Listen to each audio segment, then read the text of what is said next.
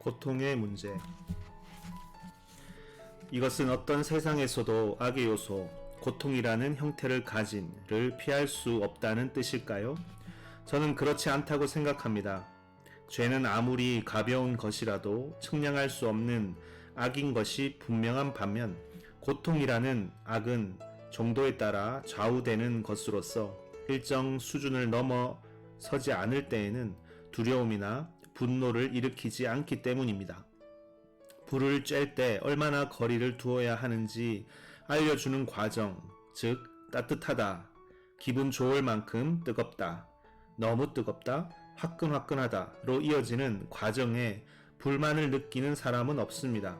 그리고 제 감각이 잘못되지 않았다면 화창한 날 산책하고 나서 잠자리에 들 때 다리에 느껴지는 가벼운 통증은 사실 유쾌하기까지 합니다.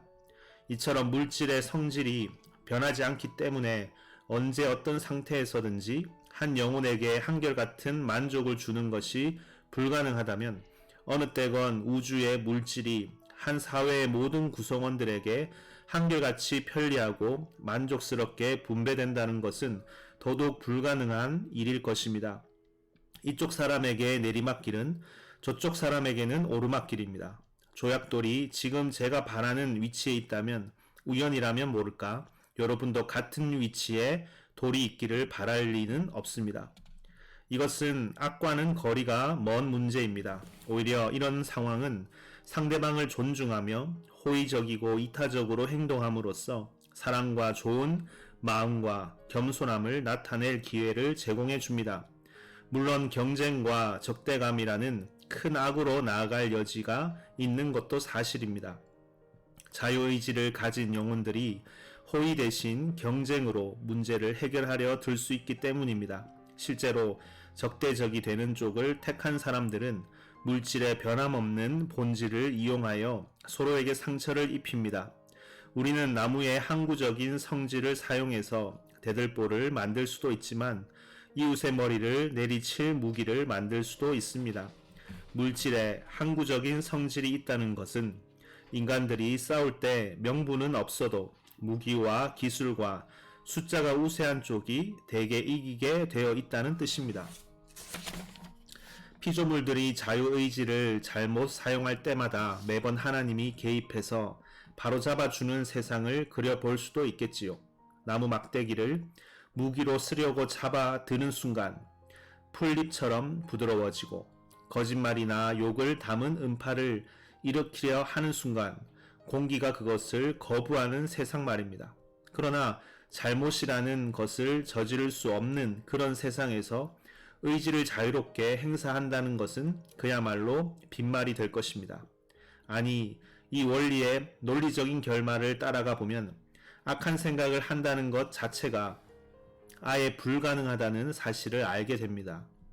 우리가 악한 생각을 하려고 할 때마다 대뇌 물질이 그런 일에 사용되기를 거부할 테니까요. 따라서 악한 사람 주변에 있는 물질이란 물질은 전부 예측할 수 없을 정도로 자주 바뀔 것입니다. 하나님이 경우에 따라 물질의 움직임을 수정하실 수 있을 뿐 아니라 실제로 수정하기도 하시며 우리가 기적이라고 부르는 일들을 행하기도 하신다는 것은 기독교 신앙의 일부를 이루고 있는 믿음입니다. 그러나 일상적인 세상, 따라서 안정적인 세상에서는 이런 예외적인 일이 극히 드물게 일어날 수밖에 없습니다. 체스 게임을 할 때 자기 재량으로 상대방에게 양보해 줄 때가 있는데 그것은 마치 기적이 자연 법칙에 대립되는 것처럼 평상시 게임 규칙에 대립되는 행동입니다. 여러분은 성장 하나를 떼어주거나 상대방이 잘못 둔 수를 물러줄 수도 있습니다. 그러나 번번이 상대방의 형편에 맞추어 준다면 언제든지 수를 물릴 수 있게 해주고 상대방에게 불리할 때마다 자기 말을 치워준다면 게임 자체가 불가능해질 것입니다. 세상에 살고 있는 영혼들의 삶도 마찬가지입니다.